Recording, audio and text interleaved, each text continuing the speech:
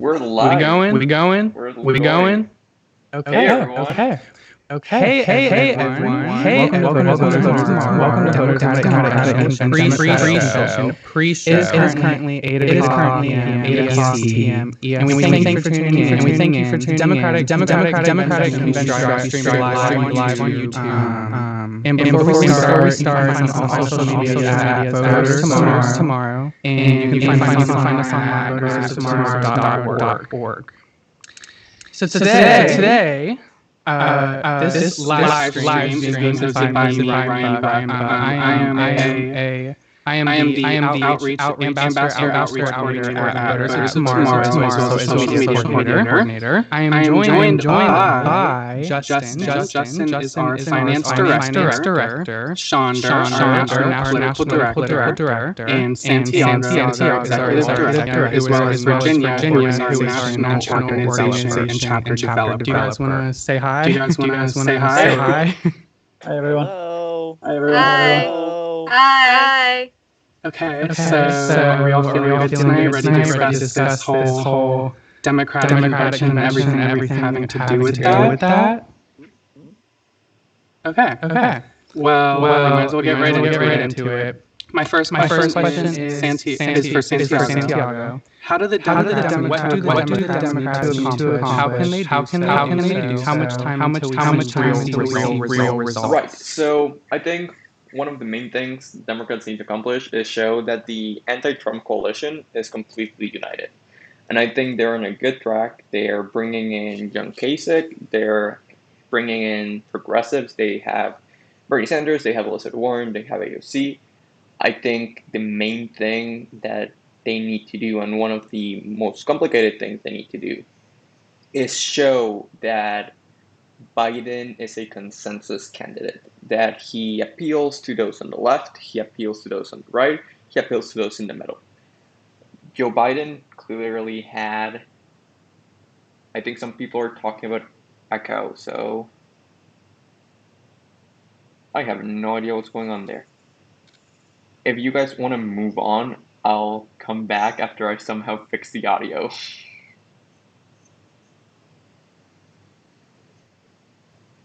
Ryan is echoing, okay. Ryan, you're on mute. Ryan, you're on mute. Oh, sorry about that. So my next question is for Gab. How impactful would it be the first person to have vice president? Very. We've already had two nominees for president and vice president. This is still an historic evening, even if it doesn't happen. The impact, I think, maybe goes beyond the obvious, beyond the gender notion of a woman in that office. But I feel like the dynamics will change. There is a different vibe you get when you have a woman in a certain position. Putting a woman in that actual position of power is very different from other women that have been in the White House in the First Lady role. First ladies are supposed to have a dedicated position, but they're not elected officials. They don't have carrying power. This is entirely new ground for women in the U.S. So, what do you think cement Biden-Harris campaign? What do you think is going to be their defining in really getting Kamala into office as vice president? Well, if they can avoid an email scandal, then they'll have pretty good odds. When I went to take a re-look at Sarah Palin and how she was discussed in 2008, I read some articles that were heavily reminiscent of things that we all read in 2016 about email scandal involving her. Of course, it was involving people from state messaging her instead of state account, and yet she's blamed for it. So how do you think that affect because you mentioned the two election periods. How do you think Gen Z react to that? Who they're going to nominate? What do you think about that? What do you think about that? Not only does our generation have voting power, we also have access to technology. We receive so much information in the average lifespan is only a week. So week by week, if they can survive, they will end up going into office. And Gen Z just needs to work a little bit harder to keep information, to keep her in front of our minds, to keep this ticket something that we're actively thinking about. Just like Black Lives Matter goes back to normal, this is still happening. So do you think that the voting half of Gen Z will be interested in Kamala as president? Do you think the number of traditionally conservative? How do you think they're going to react to Kamala as president? They will be part of the crowd who votes her in. So there's an interesting dichotomy going on here while we have Kamala, who is a woman of color, she's also very pro-law enforcement. She appeases conservatives in that way. When you think about Blue Lives Matter, Kamala is in that category. You can vote Blue Lives Matter for Kamala, and that way she's sort of on both sides of the aisle for Gen Z. Okay, yeah, I agree. I agree. Gen Z is just we're more open to different ideas. So this one's for Shonder. What do you think Kamala's greatest assets are, and what does she bring to the table that Biden lacks?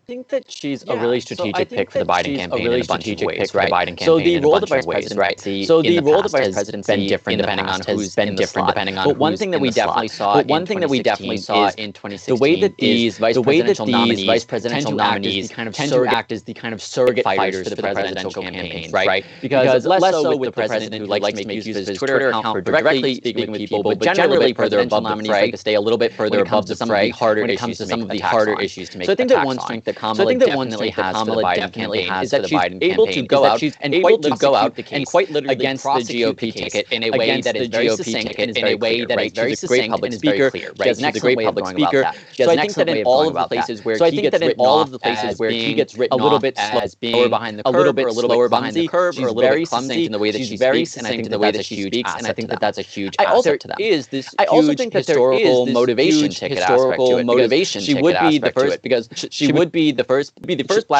black woman to be the vice president. She is the first black presidential nominee, right? She's also of Asian descent. So there's a lot of history making going on here, and I think that impacts for a lot of people who are in Gen Z and how they look to vote. Because a huge thing that we can track statistically is with political ambition. And we have a lot less women in office, we have a lot less men in this country, and a portion of that is because women less often believe that they can run for office because they don't see people like them. So there's this logistical element that having a person in that position actually makes people feel like they can run for office, that they can actually achieve. So while putting her into the position of vice president doesn't in and of itself fix issues of racial disparity or gender disparity, what it does do is help to close those gaps, people feel like they can get into office from those groups. We actually have a video regarding Kamala Harris that if you guys like, I could play. Rolling the video. Ask you, did you feel that Joe Biden needed to choose a black woman or a woman of color as his running mate? And is that something that you talked to him about at any point in this process? Well, let's sit back and think about this. Joe Biden had the audacity to choose a black woman to be his running mate. How incredible is that? And what a statement about Joe Biden, that he decided that he was going to do that thing that was about breaking one of the most substantial barriers that has existed in our country, and that he made that decision with whatever risk that brings. I think as much as anything, it's a statement about the character of the man that we're going to elect as next president of the United States.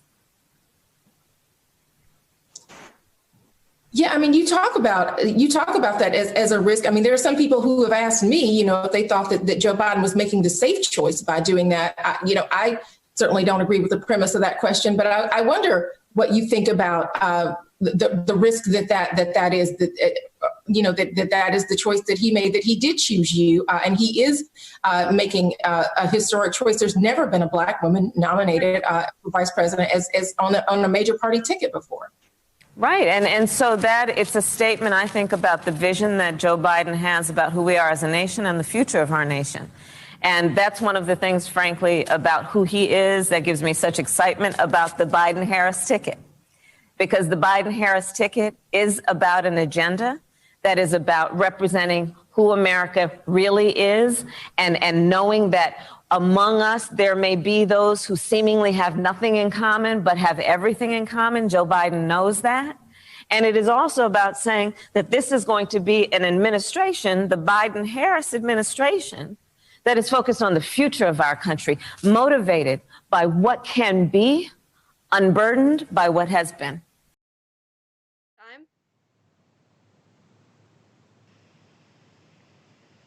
We're back. Hey everyone. That was a good break. Sorry about audio technicalities. Everything with that. But we're gonna get back into it. So Shonda, we were talking about Kamala and some of the might come up against. So who do you think is going to be? So who do you think is going to be her obstacle when it comes to speaking in debates?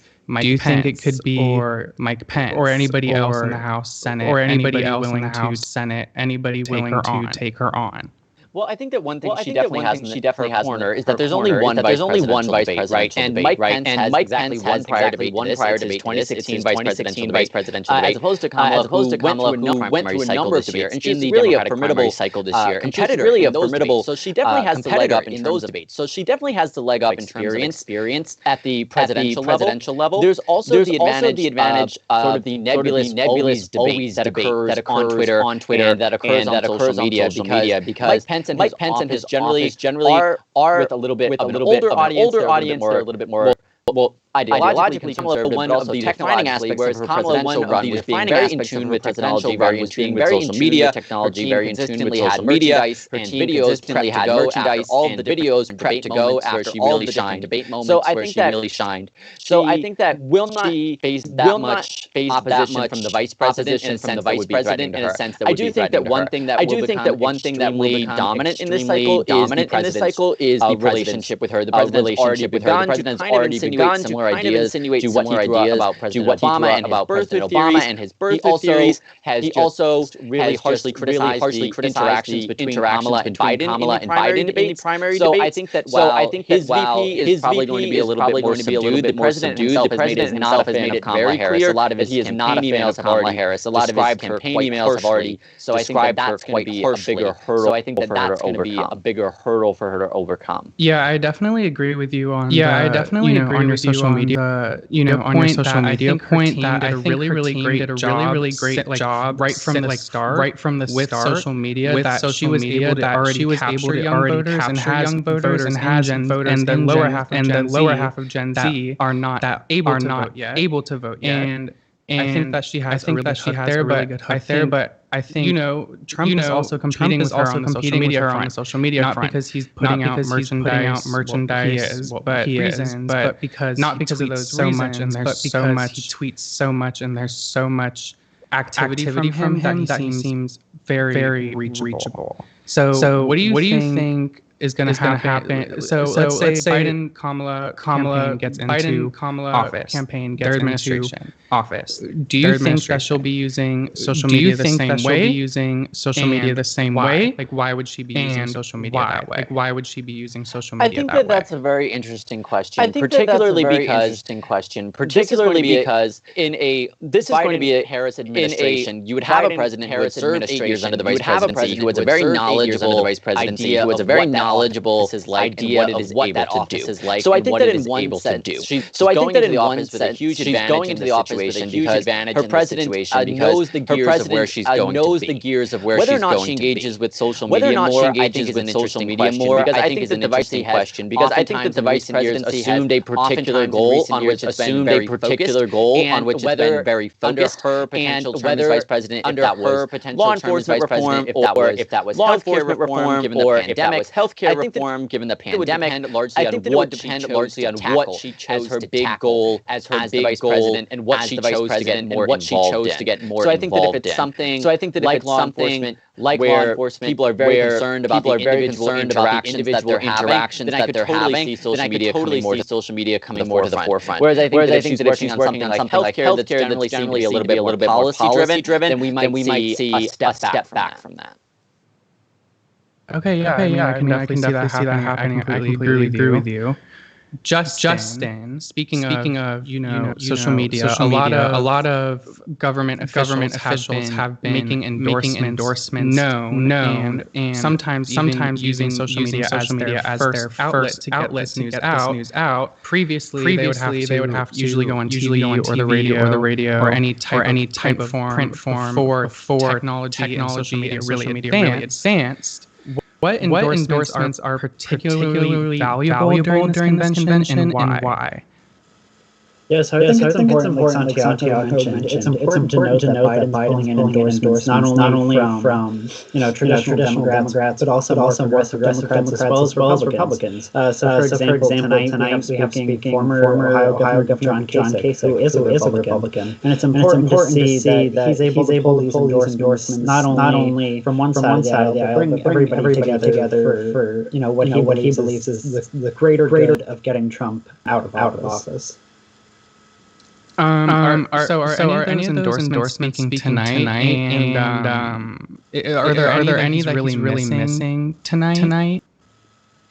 So tonight you have Senator Bernie Sanders and former First Lady Michelle Obama giving the keynote address, which I think are two really big names and great people to be giving the big address on the first night. Obviously Senator Sanders was his opponent when the race came down to just him and Vice President Biden, and a large portion of the Democratic Party and the Republican Party like Michelle Obama, and I think it's important that they have these key people that are giving speeches, especially keynote speeches that are going to bring enthusiasm, bring some more support in the campaign. So are there any hyper influential endorsements that he's missing, either from the Democratic side or the Republican side? I mean, speaking about the more moderate Republicans. Yeah, so off the top of my head, there's not any that I can think of, but one that I did want to mention is actually former New York City Mayor Mike Bloomberg. So everybody here probably knows he did run his own campaign. He spent nearly $1 billion of his own money to run a presidential campaign that only gained 60 delegates. And he promised at the end of that campaign that he would be donating money to Joe Biden. But if you take a look at the FEC records, he hasn't donated anything. He hasn't donated to Biden campaign, and he also hasn't donated to any of the PACs supporting Biden. So it's great and all that he wants to give endorsements offer up that he should make good on his word. I think that he should make good on his word, and that he's other than that, he's endorsements very influential. They've been especially impactful.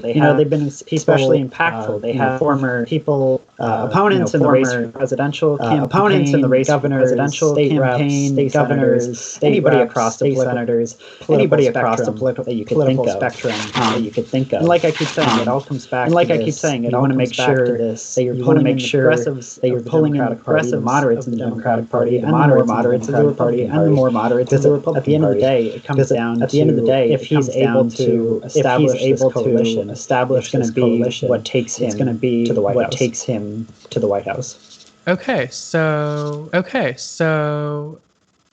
I have another question for Santiago. What do you personally think the founding fathers of our country would think of today's political landscape?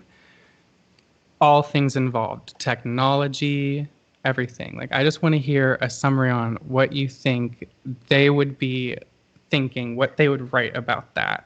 If they could time travel. By the smile on my face, you could tell I'm excited for a question. As anyone who follows me on Twitter will know, I am not by any way or any means of imagination unbiased. I believe that what is happening with the Postal Service right now is a clear show of fascism rising in the United States, and I really do believe that it's gotten to a dangerous point. Earlier today, Donald Trump was joking that he might run for a third term because they spied on his campaign and stole the first one. And as I tweeted earlier today, I really do not think he means that as a joke. I think he's completely serious in that he really does believe he deserves a third term. If the founding fathers could time travel, which thankfully they cannot because they would be embarrassed at what's going on, I think one of the main things that they would realize is that the means by which they try to limit the power of the office of the president were not enough to counterbalance a narcissistic, demagogic tyrant wannabe. They tried to rein in the worst impulses of the people who would hold that office, but they could not foresee people being fooled by someone like Donald Trump. Technology-wise, I think, on a more positive note, I think they would really appreciate the technological advances that we've done by having information being freely available. I really do believe you have democratized information, and you now have each and every person with the ability to participate in democracy. And I mean, that's kind of what we're doing here at Voters of Tomorrow, making sure that everyone, no matter where they are or what their age is, can be a part and have a hand in deciding the future of the world. And so, yeah, I think they would be impressed by some things. They would obviously be disappointed by the current state of affairs inside the country, but it's nothing we can't fix. And that's what this is all about, because on November 3rd, everyone gets a chance to fix that. And Hamilton would absolutely have a Twitter. Definitely. Oh, 100%. 100%. So speaking about the whole third term situation, assuming Biden and Harris are elected, what do you think they're going to do about that? What do you think? Kind of a loaded question. It's kind of a loaded question. But do you think they're going to take any action? I haven't heard them action. I haven't heard them talk about it much. I don't think they want to talk about it much, but I'm just curious on what you think could happen on all these allegations and, trials that he's been in and involved with. There's a lot of things to address there. First of all, we have to assume that on November 3rd, Biden wins in such a landslide that contesting the election is not feasible. Texas flips, Florida flips, Wisconsin, Pennsylvania, Michigan flip. You have Arizona, all by margins large enough where any question to the legitimacy of the race would be ridiculous and laughed at. Once you have that victory, Joe Biden and Kamala Harris have a mandate of the people to actually rein in everything that's been going on. And I believe Joe Biden, at the beginning of his candidacy, when asked about this, said that he would not ask prosecutors to go after Trump and Trump administration employees, but that he would also not intervene if they did. that they would ask for just justice to be served to whoever deserves it. And this is a message that Kamala has also been behind. In the primary, she backed Elizabeth Warren's proposal of having a presidential crimes commission, where district and U.S. attorneys from around the country would come together and make sure that everything that went on for the past couple of years was legal and charge anyone involved if it wasn't. But now that she's in the Biden ticket, she is sticking to what Biden is saying. And I really do believe that they're just going to let the Attorney General do his or her job. They're going to allow, I'm hoping it's Adam Schiff because that would be really fun, but they're going to allow whoever is in charge of the Department of Justice look at the evidence and decide who to charge, who not to charge.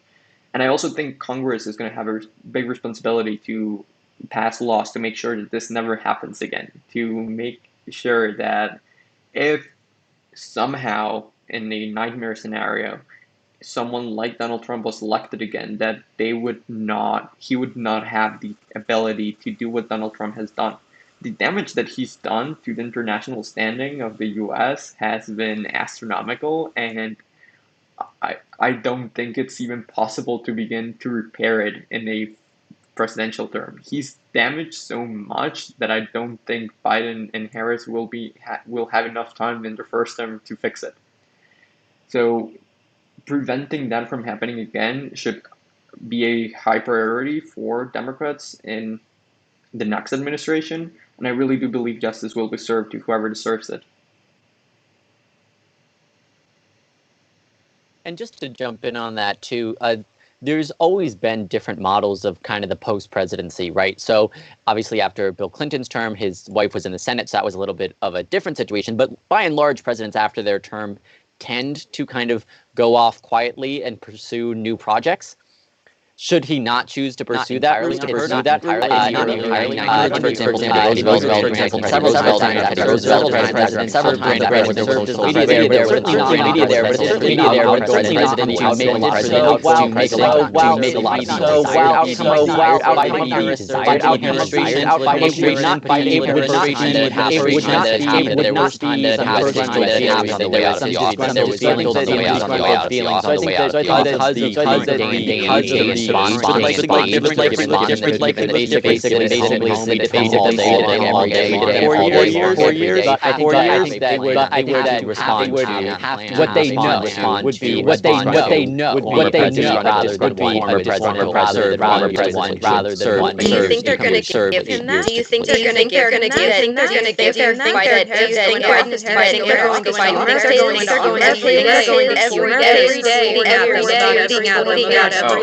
I know there are some good blocks, but in terms of acts of I think that it's largely going to depend on if there's anything to say about predictability is not right. We don't have no idea how he might respond in the event that legitimate regardless of what the regardless of what the I think that unfortunately, and I'm glad that Biden are going to have to Biden whatever does because we never done. We know that never says I'm done. Never says I'm done. I think that's something we're going to have to keep a close eye on. The only way he can lose is if the election is rigged. So I'm pretty sure he's not going to accept the results. And that's why I was talking about having such a landslide victory where contesting the election is just not feasible for him. We have a video I want to play of an NSA, the former NSA chief of staff, who talks about all of this and how he thinks that Donald Trump is a dangerous president. So if you guys want, I'll play that right now. I'm Miles Taylor. I served as the Chief of Staff of the Department of Homeland Security under the Donald Trump administration. I would go into the office, I would read my intelligence brief, and then it was my job to help the Department of Homeland Security to keep our country safe. What we saw week in and week out, and for me after 2.5 years in that administration, was terrifying. We would go in to try to talk to him about a pressing national security issue. cyber attack, terrorism threat. He wasn't interested in those things. To him, they weren't priorities. The president wanted to exploit the Department of Homeland Security for his own political purposes and to fuel his own agenda. The California wildfires. On a phone call with the Federal Emergency Management Agency, he told FEMA to cut off the money and to no longer give individual assistance to California. He told us to stop giving money to people whose houses had burned down from a wildfire because he was so rageful that people in the state of California didn't support him and that politically it wasn't a base for him. The policies at the border, he wanted to restart zero tolerance and separate families. He said he wanted to go further and have a deliberate policy of ripping children away from their parents to show those parents that they shouldn't come to the border in the first place. A lot of the time, the things he wanted to do not only were impossible, but in many cases illegal. He didn't want us to tell him it was illegal anymore because he knew that there were, and these were his words, he knew that he had magical authorities. He was one of the most unfocused and undisciplined senior executives I've ever encountered. I came away completely convinced based on firsthand experience that the president was ill-equipped and wouldn't become equipped to do his job effectively. And what's worse, was actively doing damage to our security. People who are still serving in this administration have said to me, just wait until the second term. It'll be no holds barred. It'll be shock and awe. We'll do what we want. Given what I've experienced in the administration, I have to support Joe Biden for president. And even though I'm not a Democrat, even though I disagree on key issues, I'm confident that Joe Biden will protect the country. And I'm confident he won't make the same mistakes as this president.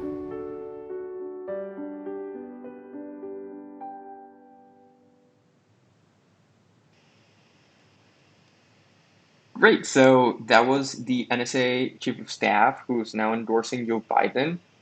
We still apparently have some issues with the audio. We're working to fix that. We have some clips of Kamala Harris talking about being the first Black vice presidential nominee. So we will play that, and we will then play a clip of Sarah Palin reacting to how women are treated when nominated as vice president. We'll be right back.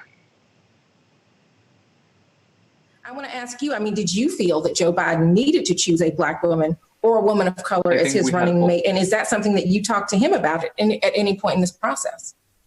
Well, let's sit back and think about this. Joe Biden had the audacity to choose a Black woman to be his running mate. How incredible is that? And what a statement about Joe Biden, that he decided that he was going to do that thing that was about breaking one of the most substantial barriers that has existed in our country, and that he made that decision with whatever risk that brings. I think as much as anything, it's a statement about the character of the man that we're going to elect as next president of the United States. Yeah, you talk about that as a risk. There are some people who have asked me, if they thought that Joe Biden was making the safe choice by doing that. I certainly don't agree with the premise of that question, but I wonder what you think about the risk that is the choice that he made, that he did choose you, and he is making a historic choice. There's never been a Black woman nominated for vice president as on a major party ticket before. Right. And so that it's a statement, I think, about the vision that Joe Biden has about who we are as a nation and the future of our nation. And that's one of the things, frankly, about who he is that gives me such excitement about the Biden-Harris ticket. Because the Biden-Harris ticket is about an agenda that is about representing who America really is, and knowing that among us, there may be those who seemingly have nothing in common, but have everything in common. Joe Biden knows that. And it is also about saying that this is going to be an administration, the Biden-Harris administration, that is focused on the future of our country, motivated by what can be, unburdened by what has been. Brian, do you want to ask the question? Hey everyone, we're back here. We're still fighting through some of the audio issues, but we have a video of Sarah Palin talking about what being a female vice presidential nominee feels like. So we're going to play that now. I'm glad. Like I said, personally, I want to see more women in office, but more than that, I want to see more good people in office, regardless of gender. I think a lot of women, though, have seen that, yeah, you can actually keep on striving for a good education and raising a family and working, having a career and run for political office at the same time. Perhaps years ago, women were made to feel that they couldn't do both or all. And I think through candidacies of women whom today's women are standing on their shoulders, I think that women today can see that, yeah, women are capable. We can do a lot.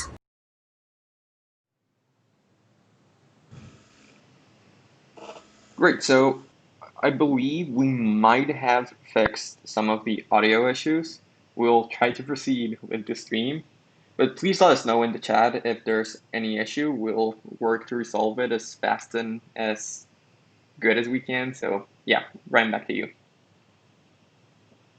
Okay, so my next question is it's for all of you. Everyone feel free to chip in on this one. We'll kind of take turns. But the question is, what can Democrats do to encourage young voter representation? Like, you know, as far as policies and even on social media. I know we've talked about social media a lot, but we are streaming on social media, so we might as well talk about it. What are some of the things that they can do to really encourage young voter representation? Who's up first? Let's go Justin. Yeah, so I've been focusing recently on the speaker list, and I wanted to make note of something that they just brought in the other day, Tuesday night. The keynote address is going to be given by 17 of the Democratic Party's rising stars. So I think it's important to highlight these speakers and for younger people to realize that the future of the Democratic Party especially is energized, they're ready to go, and they're not going to take, you know, a lot of people have seen the last 4 years of the Trump administration and they're just exhausted, and rightfully so. I am too, but I think it's important to remember that we have to keep fighting, and we have to keep fighting for what we believe in, and that, you know, we can't take this lying down. And if Trump and Pence do win another 4 years, it's important to keep fighting and keep powering through for what we want. And I think that's what these rising stars, I think that's what they stand for. And the one that I specifically wanted to highlight, because I'm from Pennsylvania and I absolutely love this guy, is State Representative Malcolm Kenyatta. He's a very passionate speaker, and I think, you know, he's ready to energize the Democratic Party and to show us that we do have to keep fighting, no matter how low our spirits get, and how worthless it may seem. Because at the end of the day, it's really not. So we have a video of Kenyatta, so I will play it now. I wasn't even going to speak, but I think the suggestion that the purpose of the shutdown was to create unemployment in the Commonwealth is a bit offensive and wrong. But I also want to point out that this body overturning these constitutional shutdown orders of the governor flies in the face of what the Supreme Court has ruled in a recent case before it in regards to the shutdown. But let's also say something about, oh, we need to get back to restaurants. We need to get back to cutting hair. We need to get back to all these service-based jobs.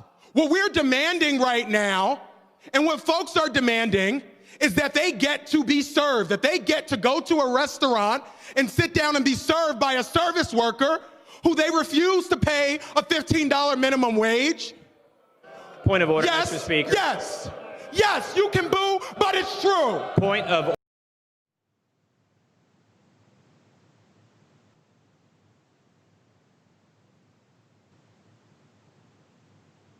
Okay, so we're just going to continue with that question.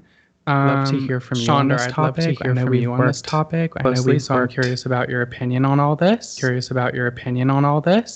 Yeah. So I think that young voter engagement is something that is very, very interesting. In a way, as a political operative, there's a certain amount that you have to run with it, right? Because when we're looking at political research, always a couple of years behind whatever happened, right? So we're starting to get some really good analyses of 2016 and some early stuff on 2018. So as a result, not only is there not data on people who are in the 18 to 20 range because they weren't eligible last time, but we have information about people who are in sort of that mid-20s range, right? So you have people that you know almost nothing about from a political standpoint, and you have this other half where you're not exactly sure, and you have this other half because you're not exactly for consensus on a lot of the different research that's coming out, and there's all sorts of different 2016 was just a very unique election for a lot of reasons between the personalities involved, the scandals involved, etc.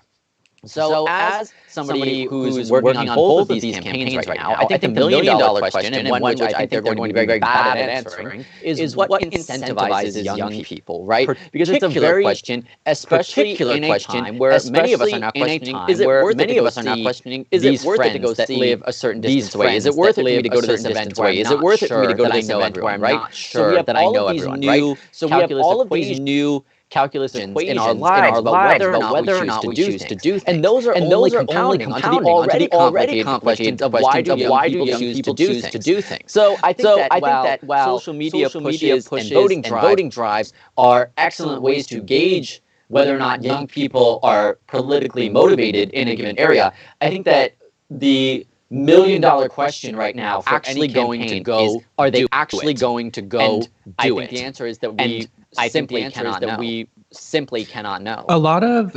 Democrats on social media have been really fighting for mail-in voting. Do you think Gen Z in general will be more will there be more incentive to vote rather than going to the booth? I think that in abstract concept of mail-in voting, abstract concept, I think given these circumstances of what is going on with the Postal Service right now, there then is this very odd, which is if by mail, which is if I vote by mail, and does that mean I have to go vote in person? And does that mean I have to go vote in person? Again, abstractly, I would say yes. I think that's a way for young people to have more of a chance to vote. But now, I think just in this past week, has arisen. A big question has arisen if on mailing your vote in is actually going to have the same effect as standing in a line. So, Gaffney, what do you think about with the mail-in voting included? I have a permanent disability, so I vote by mail. I actually just did my paperwork for that today. We're going to be sending it in to the early voting clerk here in Austin. And one of the things that I've been sort of going over in my head is that this is first presidential election. You know, Cuspers and 90s kids, they had 2016, but 2018, that midterm election was the first time that Gen Z was voting. At the very oldest, 2018 was the first time Gen Z was voting. Now this is our first presidential election. This is going to be the thing that we're saying. All of our data is a couple years behind for a long time to come. By the time the next election gets around, they're going to be looking at 2020 as the sign of what Gen Z can do. So if we don't turn out now, it is going to be in our faces every year, every 2 years, every 4 years for a while until we have another generation that they can, dump the baggage on for being the worst yet. And could you just explain real quick in case somebody might not know about the issues or might not be as connected or have the available technology? Could you explain why you're bringing your ballot, your mail-in vote to the clerk? So, post boxes are being removed, ballot boxes are hard to find. I'm sure by now you've seen some of the pictures. And frankly, at this point, as someone who's a mail-in voter, I'm trying to decide if I trust the post office with even my application for the mail-in ballot. I personally cannot go to the polls. I am literally the highest of high-risk categories. When they said, hey, people with pre-existing conditions are the worst people to go out in the world, that meant me. I haven't left the house in a long, long time. And now I have to make this decision that my big outing for the week is going to be going to the early voting clerk's office to make sure that there is no mishandling of my application. I mean, that's very admirable. A lot of people will say that they're going to bring their mail to the specific drop-off points, but in reality, a lot of people won't. And I think that's why we should encourage Gen Z to really be productive and ahead of things on that. We need to make it a thing. Completely. We definitely need to make it a thing. It should be available. But some people don't agree with that. And so, Santiago, what do you think a middle ground could be on all of this? And if you have any ideas of who might present that idea, please let me know. But I'm just curious on what you think the middle ground could be with all this. Right. So I think one of the main things that's going on right now, one of the main factors, is that you have a party that knows that when people vote, they lose. And that means that their big strategy to win is to help people, make people not vote, to keep people whose vote they don't like home. And we've seen this before. It's nothing new. We've seen the 2018 governor's race in Georgia had a lot of voter suppression, and they were specifically targeting African Americans because they tend to vote Democrat. And Republicans knew that if they came out and voted, they would lose the race. So that's kind of what is going on right now. Republicans, especially at the residential level, are realizing that if Trump is a historically unpopular president. I was just tweeting the other day, the American people already decided they want to fire Donald Trump. The only thing that needs to happen still is for them to decide if they want to hire Joe Biden. So I do think this is going to backfire spectacularly for them. They need the votes of people who use the postal service every day. It's so ridiculous to see one of the quintessential pieces of the governmental system being sabotaged from the inside. The Postal Service is literally established in the US Constitution because it's the way that people used to communicate, and it's the way that people still communicate. Not communicate their feelings or their words, but they send paychecks through the Postal Service. Veterans receive their medicines through the Postal Service. And the fact that they are playing with that and they're trying to purposely slow it down is going to backfire for the GOP, because all these people that they need to vote for them, they need veterans, they need older white people. They do use the Postal Service for a variety of things. There was a story about a Trump supporter being evicted because she was not able to pay her rent. She sent out the check, but it didn't arrive in time. And it was, I don't know how many months she owed, but she was evicted over it, and she actually didn't intend to pay. So these are stories of people who want to do the right thing, and the system is not allowing it, and they're being oppressed. And one of the middle grounds, the solution I think it's going to be is they're going to backtrack and they're going to put up mailboxes up again. They're going to take the mail sorting machines that they took out of post offices and take them back. Because at some point it's going to hit them and they're going to realize that this isn't going to go well for them. That if they keep on doing this, it's going to end up badly. And I think that's one of the main reasons behind Democrats calling the Postmaster General to testify next week. They want to have that soundbite of the Postmaster General, the person in charge of the Postal Service, saying that he is personally ordering the slowing down of mail, and he is personally asking post offices to stop issuing overtime, to stop sorting through the mail. And once that soundbite is out there, I don't think you can take it back. It's gonna blow up in their faces. Chandra, do you have something to say?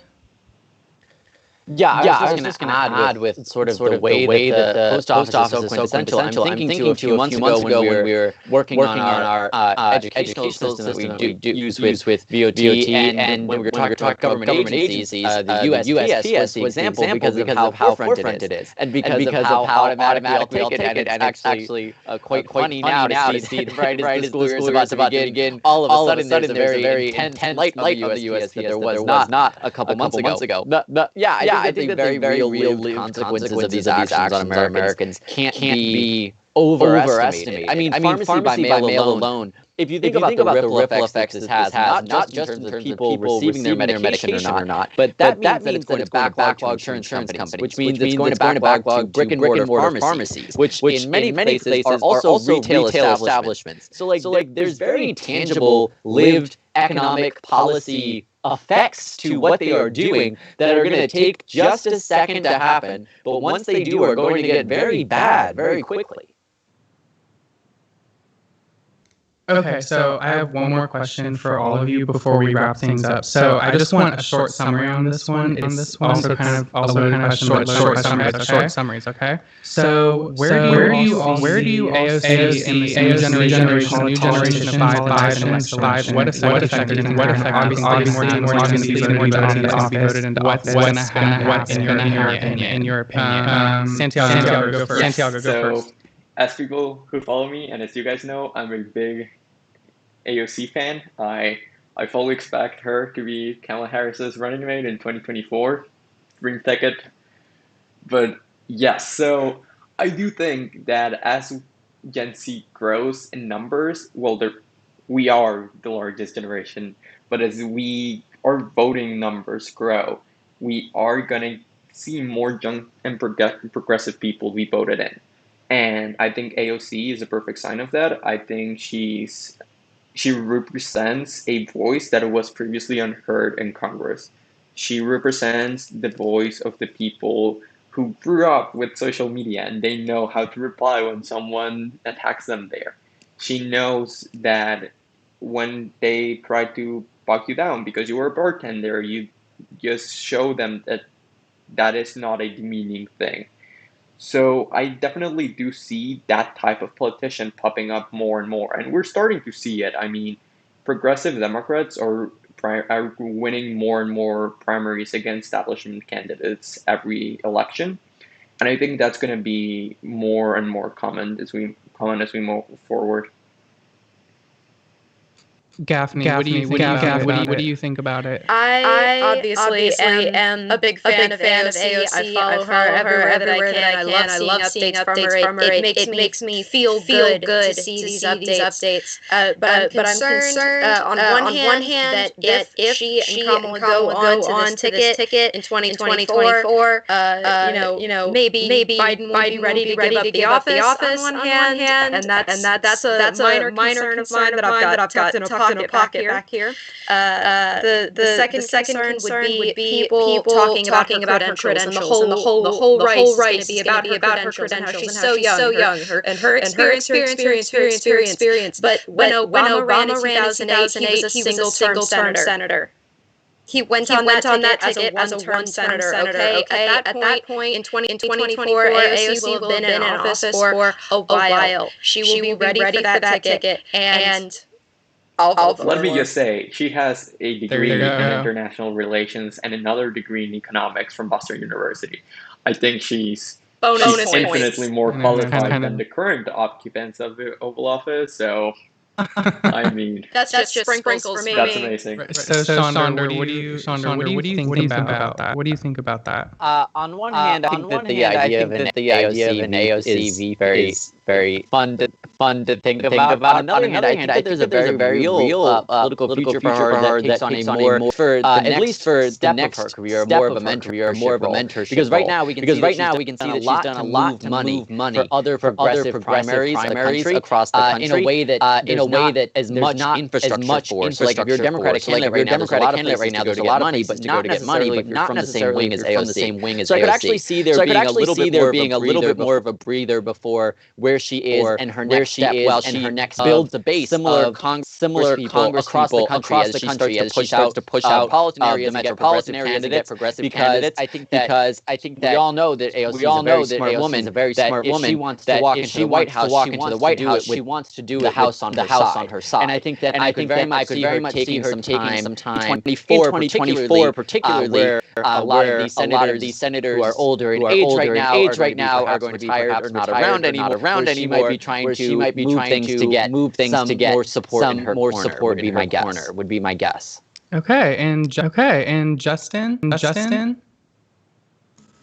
Yes, thinking of it a little bit more big picture, I think AOC and share her ideology are just going to continue to shift over to politics to the left, meaning that not only are they going to push the Democratic Party to the left, eventually, sometime down the line, they're going to continue to push the Republican Party. By the time that our generation is having kids, I think that politics is going to be completely unrecognizable today. And I think just the entire mood of the country is going to shift left. You look at younger generations like ours, vast majority of them are progressive. So I think by 24, 28, however far down the road we're looking, I think they're going to lead that's going to create a lot of progressive change and a lot of good change for the country.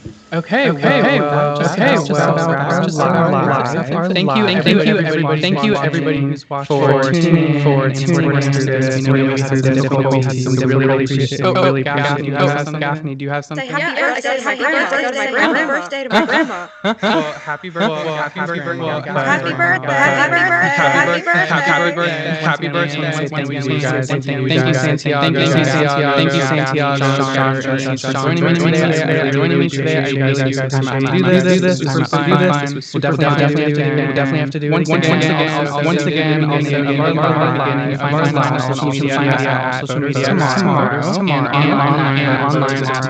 online.org. We would be really happy to support us. Start a chapter if you want, or if your kids are in school, have them reach out to us, start a chapter. Just once again, thank you guys. Really appreciate it, and have a great democratic convention. Before we leave, we do have some housekeeping notes. If you didn't hear yesterday, we are doing a podcast which will be hosted by Ryan, Gaffney, and Justin every week, with Sandra and I occasionally popping in as guests.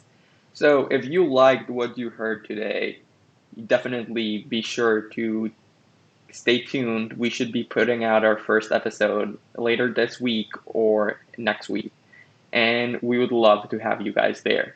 So again, thank you for tuning in, and we hope you enjoy the Democratic Convention, which starts in 4 minutes. So run and turn your TVs on. You can find it anywhere. I believe they even released an Apple Watch app. So if you like listening to things in your Apple Watch, you can do so. Thank you guys for joining. Bye, y'all.